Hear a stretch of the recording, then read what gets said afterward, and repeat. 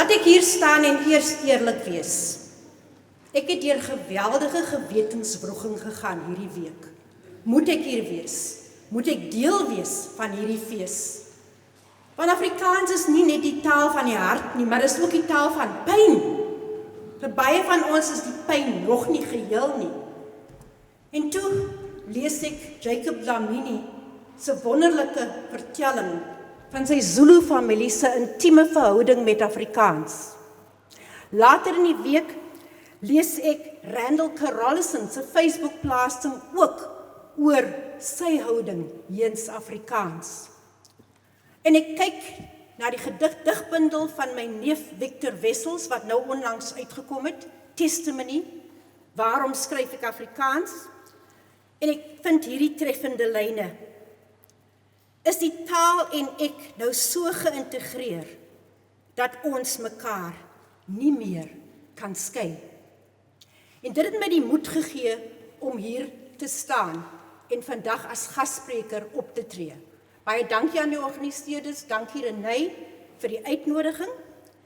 En hierdie artikel was geskrywe, hierdie lesing is gebaseer op 'n artikel wat in die tydskrif vir Nederlands en Afrikaans verskyn het. En ek was gevra deur Dr. Danny Titus, wyle Dr. Danny Titus, om tog na hierdie saak te kyk. En ons het net begin, toe sterf Danny ongelukkig, so ek eerbiedig hom ook deur hierdie lesing. Dames en here, in COVID-tyd kan julle mos onthou, het die kundiges gesê, soos die virus beweeg, soos mense beweeg, so beweeg hierdie virus. Maar ek kan hier by 'n ander refrein voeg. Soos mense beweeg, so beweeg hul taal en geletterdheidspraktyke saam met hulle. My invalshoek, en dis nou met al die mooi prente van Genadendal, soos jy daar kan sien, is oor die ontstaan van Genadendal Afrikaans is die sosiale, menslike dimensie, in plaas van 'n suiwer linguistiese analise van hierdie vroeë weergawe van Afrikaans.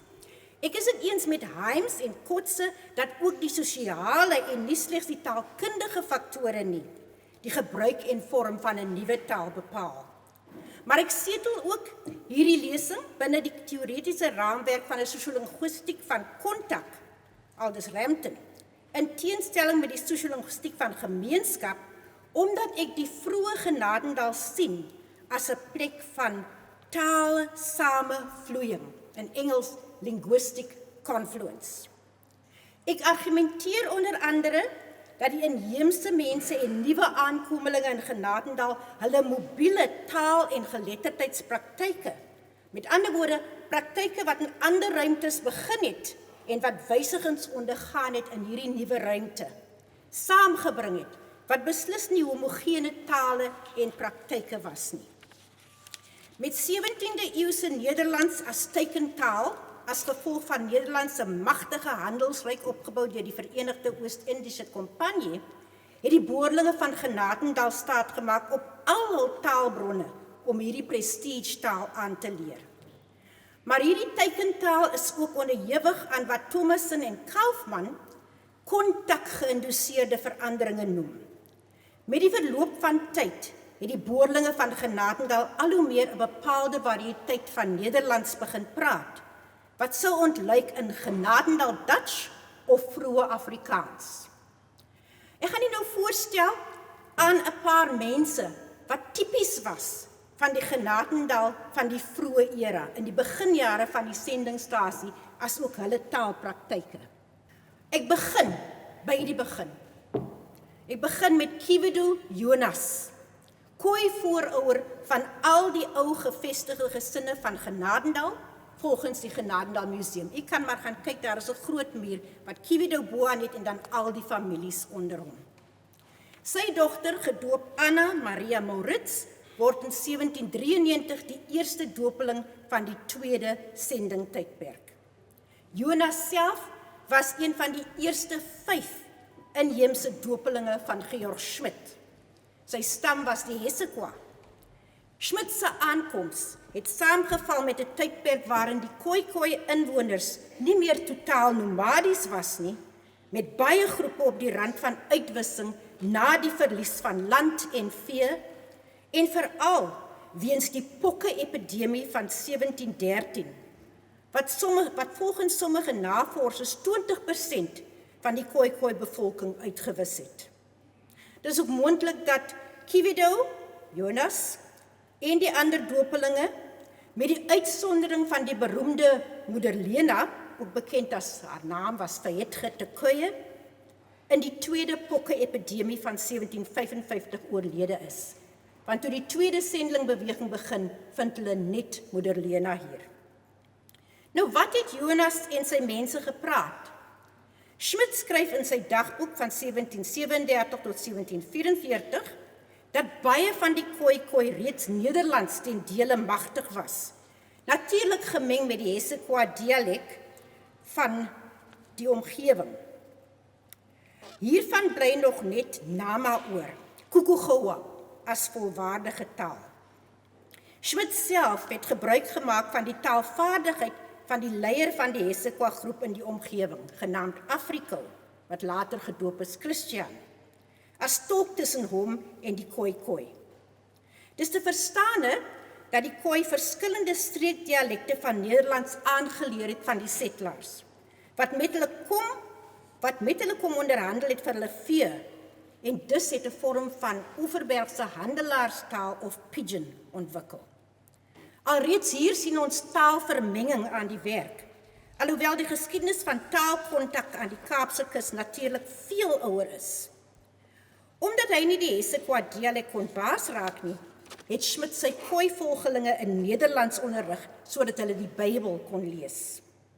Jonas het derhalwe by Schmidt sy teksgeletterdheid in die wordende standaardvorm van 18de eeuse Nederlands geleer, terwyl hy in Afrika hul mondelinge geletterdheid as tolke en kenners van die omgewing met Schmidt gedeel het. Geleidelik het die Hessequa dialek begin uitsterf, totdat slegs ouer mense dit nog kon praat. Tog is daar eie soortige uitdrukkings en aksente in Genadendal en omgewing wat nog aan die taal herinner. Ek onthou 'n voorbeeld wat my oom Chris Wessels in sy biografie aanhaal, en dit is kaatpalmiet, om palmietblare te stroop totdat die soet binnekern geëet kan word. Gouverneur George Grey het op sy besoek aan Genadendal in 1855 nog met die laaste twee sprekers van Hessequa gesels, Leefrecht Ari en Sebastian Hendrik. Die oorblyfsels van hierdie dialek kan gevind word in 'n manuskrip, die Hottentotse Woordenboek, wat in die Morawiese argief in Herrnhut, Duitsland bewaar word. Ek gee u net hier 'n kort uittreksel daarvan. Kan sien hoe dit vertaal was. 'n Taalkundige analise van die woordelys is gedoen deur Den Besten in 2010, wat die samestelling van die woordelys aan ene J.W. Grevenbroek toeskryf. Opvallend vir Den Besten is die teenwoordigheid van Kaaps Nederlands in die Nederlandse vertaling van hierdie woordelys. Nou wat van die ander mense, wat typies was van hierdie omgewing? 'n Klein seun van Jan Wessels van die dorpie Harpstedt naby Bremen, wat hom vroeg in die 18de eeu in die Kaap kom vestig het, genaamd Johannes Bernardus Wessels. Hy het in die omgewing van Genaal geboer, op die plaas Kwartelrivier, en het moontlik ook die kerkdienste in Genadendal bygewoon. Nou wat sou hierdie boer gepraat het? As derde generasie settler, hoofsaaklik die groeiende informele Nederlands van die Kaap, maar moontlik gekleur met die Bremense dialek van sy oupa. Die Morawiërs sal weet, die sendelinge wat hier kom werk, en die leraars wat ons gehad het nooit hulle Duitse of Herrnhutse aksente verloor, en ons spot tot vandag toe nog daaroor. Sy storie en taalgebruik stem ooreen met die van die sendelinge en ander werkers wat die tweede Morawiese sendingmissie na Genadendal gevolg het. En hierdie tweede sendingmissie verwys na die terugkeer van die Morawiese sendelinge na Genadendal in 1792, wat gelei het tot die bloeityd van Genadendal. Derdens, Frederik Dominee, kleinseun van die Hugenote skeepskaptein François Renier Dominee van Lorient-Breton in Frankryk. Nou voeg ons 'n mengsel van Frans-Bretons en Nederlands by die kodes in gebruik in Genadendal. Frederik is gebore te Genadendal in 1813 uit 'n huwelik tussen François, die seun van die skeepskaptein, en 'n plaaslike vrou, Margaretha Klink. Hy het sekerlik groot geword in 'n huis met 'n ryk verskeidenheid van kodes. Laastens, die vrygelate slaaf, gedoop Frederik Daniels, en ek sukkel met daardie woord slaaf. Sy kleinseun Joshua tree later in die huwelik met Philippina, die dogter van Frederik Dominee. Hy land in 1833 in die Kaap vanaf Java en werk as smid, ook as boer. Maar volgens gesinsoorlewering verklaar hy tot aan die einde van sy dae, ek is van Malabar. Dis daarom moontlik dat hy vanaf Malabar in die suidwestelike streek van India na Java vervoer is, weens die belang van hierdie plekke in die slawebedryf. Het sy taalgebruik nog elemente van sy moedertaal bevat, gemeng met Nederlands? Ons moet ook onthou dat Davids reeds bewys het dat baie slawe uit die ooste alreeds 'n mengsel van Nederlands en hul huistale gepraat het, voordat hulle hier geland het. Baie van die slawe was ook twee van die lingua francas van die Indiese Oseaan magtig, naamlik Kreool Portugees en Maleis. Baie koloniste het ook hierdie tale geken. Dit is heel moontlik dat hierdie Kreoolse forme ook in Genadendal gehoor is na die vrystelling van die slawe in 1834. Nou wat het hierdie 4 mense van Jonas, deur Johannes tot Frederik en nog 'n Frederik by in gemeen, behalwe hulle verbintenis met Genadendal, waar hulle tale en geletterdheidspraktyke in intieme kontak gekom het? Hulle is almal voorvaders van my en dra op hulle manier by tot die taal wat ek praat, Afrikaans. Met die moontlike uitsondering van Jonas sien ons die deurslaggewende rol van mobiliteit in elkeen se lewensverhaal en taalkontak wat toe in Genadendal plaasgevind het. Nie een van hierdie mense het met 'n standaardvorm van die destydse taal hier aangekom nie, en elkeen was 2 of meer kodes magtig. Nou net so 'n paar teoretiese konsepte wat hierdie praatjie belig. Genadendal was dus 'n plek van talige samevloeiing. Teoreties stetel ek hierdie artikel binne die sosiolingwistiek van kontak eerder as gemeenskap, wat dit verduidelik wat eintlik in taalkontaksituasies tussen sprekers van verskillende tale en variëteite gebeur. In skerp teenstelling met die taalgebruik van bestaande gemeenskappe of stamme soos die Hesekwa en Chinokwa Khoikhoi stamme. Maar terselfdertyd maak ek ook gebruik van die veeltaligheidsperspektief, wat tale nie sien as begrensde, homogene entiteite nie, maar as kodes wat in kontaksituasies mekaar beïnvloed en wysig. In die kort biografiese beskrywings het ek ook telkens verwys na die vermenging van Khoi en Nederlands, as ook die vermenging van Nederlands met Duits, Frans en die kodes van die vrygestelde slawe. Nou net kortliks, 2 tersaaklike kontaktale, ek het reeds van Pidgin gepraat. Pidgin of 'n handelaarstaal is 'n eenvoudige kode wat 2 of meer tale bevat, waarvan een gewoonlik 'n Europese koloniale taal is en word aangewend vir basiese kommunikasie. En ons kan ons wel indink dat die Khoikhoi en koloniste hierdie kode moes ontwikkel het om te kon handel dryf vir wat die koloniste wou hê, naamlik ons vee, en goedere soos suiker, arak en koper, wat die Khoikhoi wou hê in ruil daarvoor, soos aangeteken in die dagboek en briewe van Georg Schmidt.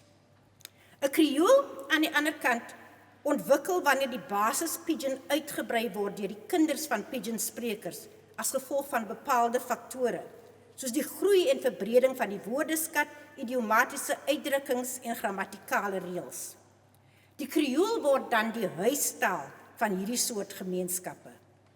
Met die aanvang van die tweede sendelingmissie in 1792 is dit opvallend dat die sendelinge in hul dagboeke geen verwysing maak na die behoefte vir tolke meer nie. Dit is dus duidelik dat die inboorlinge aanbeweeg het van die ou handelaarstaal van die vorige eeu na 'n gekreoliseerde Nederlands. Afgesien van die taalkundige faktore, liewe vriende, het sosiale faktore ook beduidende rolle gespeel in Genadendal, wat kommunikasie oor taalgrense heen vergemaklik het. 2 konsepte is hier ter sake. Gilroy se konsep van geselligheid, in Engels conviviality, en Wessendorp se alledaagse diversiteit, commonplace diversity. Volgens Gilroy is geselligheid gewortel in wat hy voetsoolvlak multiculturalisme noem, grassroots multiculturalism. 'n volwasse reaksie teenoor diversiteit, pluraliteit en verskeidenheid veroorsaak deur voortdurende alledaagse blootstelling aan andersheid. Met ander woorde, geselligheid bestaan waar mense in daaglikse kontak is met 'n verskeidenheid ander mense in terme van geloof, taal, verskillende aksente, velkleur, kleredrag ensovoorts, en hierdie verskille dan met vertroue en gemak kan hanteer, terwyl hulle ook ooreenkomste vier. In skerp teenstelling met hierdie oënskynlike maklike aanvaarding van die alledaagse diversiteit van die bevolking van Genadendal, is daar die voorloper van die apartheidsbeleid, die koloniale ideologie oor die superioriteit van die Europeërs en die Christelike geloof teenoor die minderwaardigheid van die inheemse stamme, as ook tot 'n mindere mate die slawe en hul kulturele gebruike, wat natuurlik hul tale insluit. Die koloniale regerings maak ook hoofsaaklik gebruik van Nederlands en later Engels, en die gebruik van hierdie hoë status tale van mag word uiters belangrik vir enigeen wat in hierdie tydperk opgang in die samelewing wil maak. Nou, alhoewel Genadendal en die ander Morawiese sendingstasies direk deur die kerk bestuur is, moes hierdie plekke tog ook die koloniale wette eerbiedig. In hierdie opsig neem die Morawiese leraars vanaf 1792 die praktiese besluit, soos Georg Schmidt, om die meeste van hul aktiwiteite soos onderwys, gesondheidsdienste en kerkdienste in Nederlands te doen.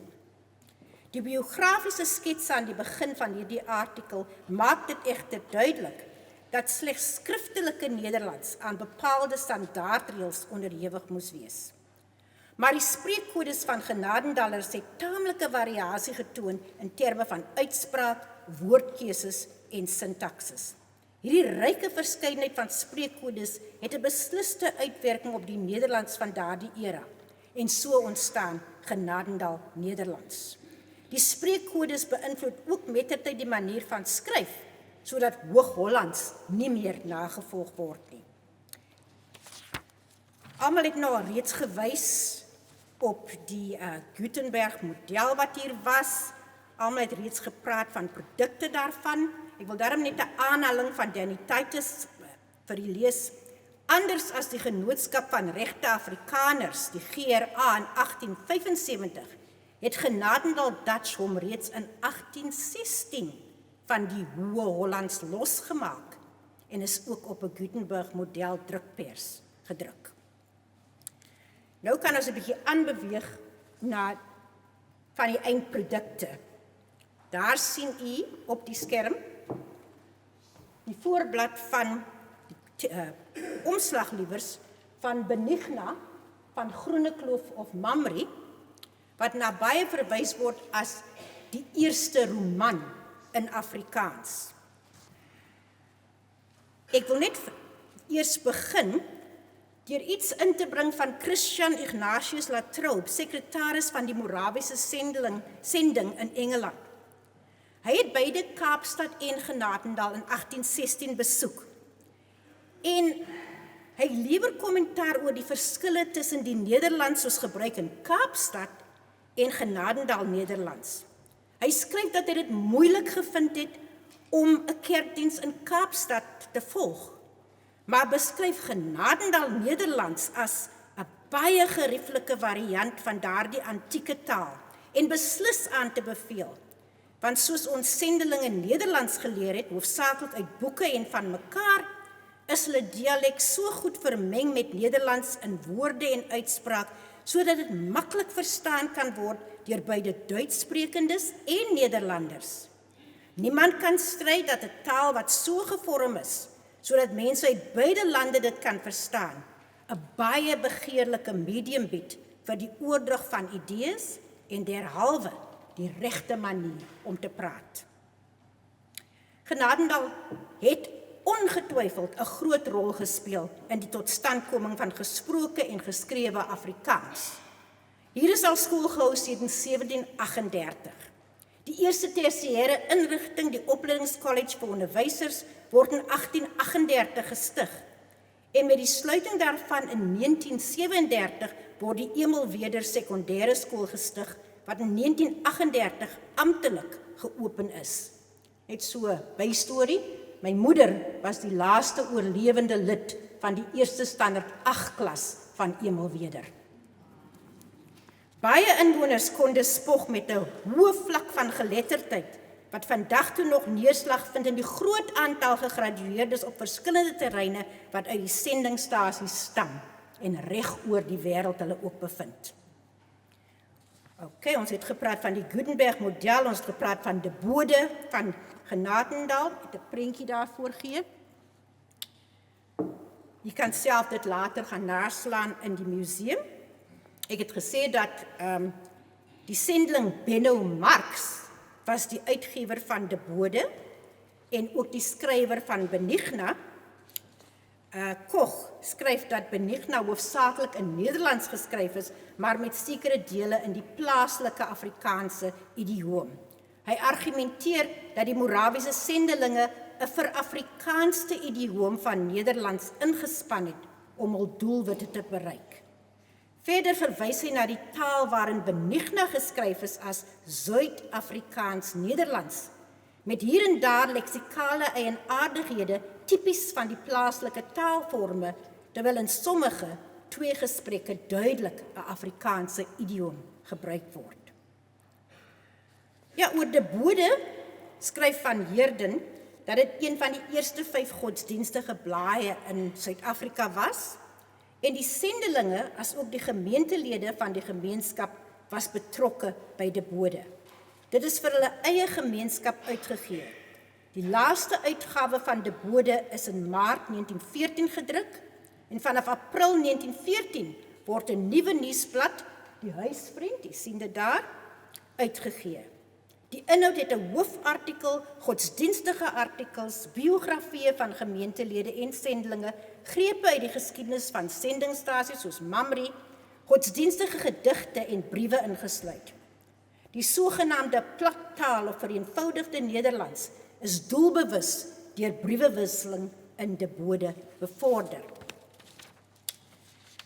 Die destydse taalbeleid van 1882 van die Kaaplandse Departement van Onderwys was dat Nederlands en Engels as amptelike tale in opvoeding gebruik moes word, in plaas van 'n ontwikkelende taal soos Afrikaans. In Genadendal het die skoolonderwysers dus skuilname gebruik wanneer hulle artikels vir De Bode geskryf het. En ek deel met die 2 uittreksels daarvan uit die briewe van oom Elspraat aan die redakteur. Ek wonder of dit nie ook dalk 'n familielid van my was nie. Hy eerste een. Ek lees dit net soos dit daar staan. Julle sal weet wat dit is. Sal ons nie die skoolinspekteurs op ons rug kry nie? En hy verwys hier spesifiek na, maar ons skryf nie nou in standaard Nederlands nie. Nee, ons skryf in hierdie taal wat ons hier besig in Genadendal. Kyk na die tweede uittreksel.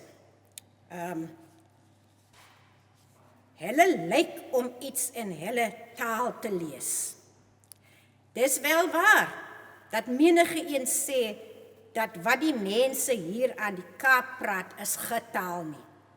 Hiermee stem ek darm nie ooreen nie. Hoewel die taal nie grammar het nie, die mense druk darm tog met die taal hulle se gedagtes uit en wel in woorde. Mense, hierdie 2 uittreksels is herkenbaar vir die almal as 'n ontluikende vorm van Afrikaans, veral in terme van sinskonstruksie. Niemand kan dit betwis nie. Net so 'n bietjie detail oor die uittreksels. Die volgende talige eienskappe is hier te bespeer: direkte Engelse ontlening soos inspectors en grammar, uitspraakverskynsels soos vokaalverlaging en sel, des, es en helle. Ek hoor helle nog baie op die sendingstasies. Nederlands of selfs Duitse woorde in spelvorme soos lyk, oevereen, mensje, tog en gedagte, inkortings soos ge en die gebruik van helle ze om 'n besitlike voornaamwoord te vorm. Nou as daar enige negatiewe houdings teenoor hierdie ontwikkelende taal was, kom dit moontlik uit die skryfwyse daarvan. Ek sien baie negativiteit soms oor die skryfwyse van Kaaps, wat nou ook as eie taal begin te ontluik. Want in hierdie gemeenskap was opvoeding sedert 1738, soos ek reeds gesê het, in Nederland, so die ouer inwoners was baie positief ingestel teenoor Nederlands as skryf- en leestaal, veral ten opsigte van kerkpublikasies soos die Bybel en die gesangboeke. Nou, mens kan dit sien in die volgende sin in voorwoord 1 van die 12de uitgawe van die Morawiese gesangboek van die Evangeliese Broederkerk in Suider-Afrika. Met die ingebruikneming van Afrikaans as voertaal in die kerke, het ook Afrikaanse gesangboeke nodig geword, alhoewel baie gemeentelede swaar afskeid geneem het van hul geliefde ou Nederlandse bundels. So vir jong navorsers, hierdie is 'n veld wat nog verder ontgin moet word. Die beginpunt kan wees die Genadendal Museum. Kyk na die taal in De Bode, kyk na die taal in persoonlike briewe ook. Ek onthou my ouma, Charlotte, die dogter van Philippina Domini en Joshua Daniels, het vir my ma geskrywe in Afrikaans Nederlands, met Nederlandse spelling in woorde soos jy. En julle moet gaan kyk mense, daar bo in die solar, daar lees sekerlik baie briewe in biscuitboksies toegedraai, wat skatte kan wees vir die van ons wat die taal nog verder wil ontgin. Ek wil afsluit. Ons vier vandag Afrikaans. Dit word genoem 100 jaar as amptelike taal, maar Afrikaans is ouer mense, veel ouer daar as wat hier genoem word. Ons moet dit vier, ons moet dit besef, en ons moet die rykdom daarvan verder kan ontgin. Ek hoor mense praat hiervan, ons wil 'n monument vir Afrikaans hier. Nee mense, 'n monument is 'n taal wat bly voortbestaan, bly leef. As ons jong mense, ons kinders nog Afrikaans kan praat, daar is die enigste monument wat julle vir Afrikaans nodig het. Ek wil afsluit met hierdie sin uit die Roots program van 2009. Taal is die onderliggende beweegmiddel wat mense bymekaar bring en 'n gees van samewerking en kohesie tussen kulture bewerkstellig. Mag dit ook waar wees vir ons in die toekoms. Ek bied u baie dankie.